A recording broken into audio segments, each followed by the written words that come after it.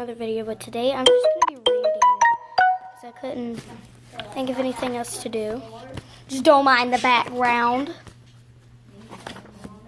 Ruby was always asking for just one more. Just one more minute. Just one more hair thingy. Just one more sip. Just one more ride. Just one more moment, please. Okay, then. Just one more wish. Just one more push. Just one more scoop. And, uh-oh. Splat. Now Ruby has none. So, Ruby, how about just one? Just one toy in the tub. Just one book before bed. Just one more kiss. Okay, Ruby, just one more. Again. The end. There's more books. We have two more. Okay. The kids in room 207 were misbehaving again. Spitballs stuck to the ceiling. Paper planes whizzed through the air. They were the worst behaved class in the whole school. Now settle down, said Miss Nelson in his voice. But they would not settle down. They whispered and giggled. They squirmed and made faces. They even were rude during story hour. They always refused to do their lessons. Something will have to be done, said Miss Nelson. The next morning, Miss Nelson did not come to school. Wow, yelled the kids. Now we can really act up. And then they began to make more spitballs and paper planes. Today, let's just be terrible, they said. Not so fast, hissed an unpleasant voice. A woman with an ugly black dress stood before them. I am your new teacher, Miss Viola Swamp.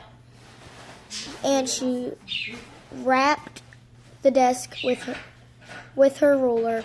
Where is Miss Nelson? Asked the kids. Never mind that, snapped Miss Swamp. Open those books. Miss Nelson's kids did as they were told. They could see Miss Swamp was a real witch. She meant business.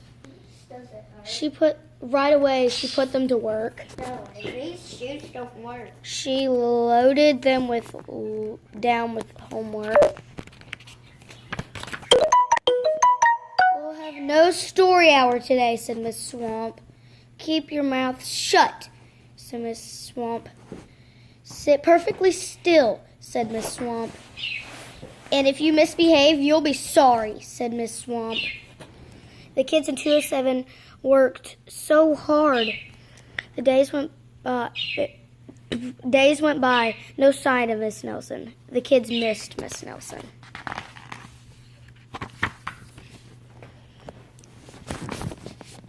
Maybe we should try to find her, they said. Soon, some of them went to the police. Detective McSwog was assigned to the case. He listened to their story. He scratched at his chin. He said, I think Miss Nelson is missing. Detective McSmog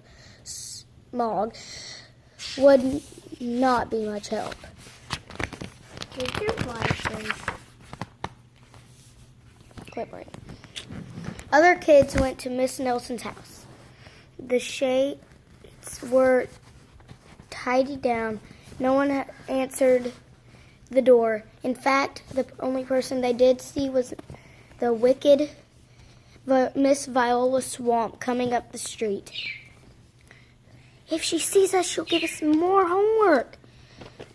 They got away just in time.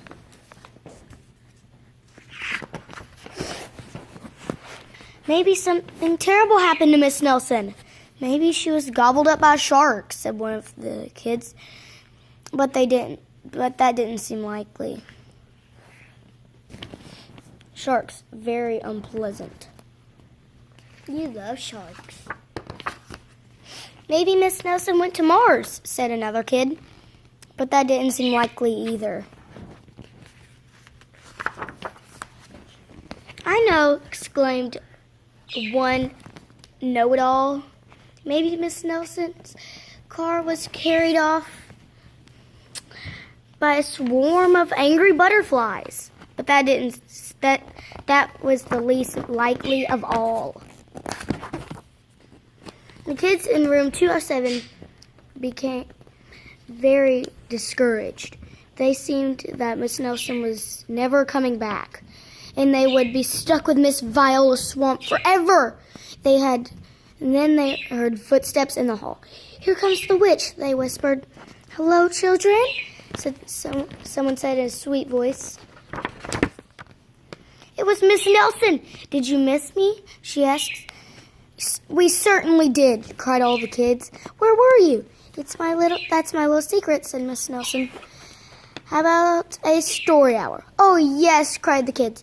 Miss Nelson noticed that during story hour, no one was rude or silly. What brought this lovely change?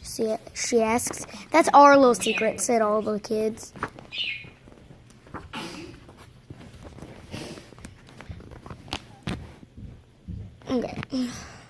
Okay, I cannot see. Back home, Miss Nelson took off her coat and hung it in the closet, right next to an ugly black dress. When it was time for bed, she sang a little song. I'll never tell, she said to herself with a smile.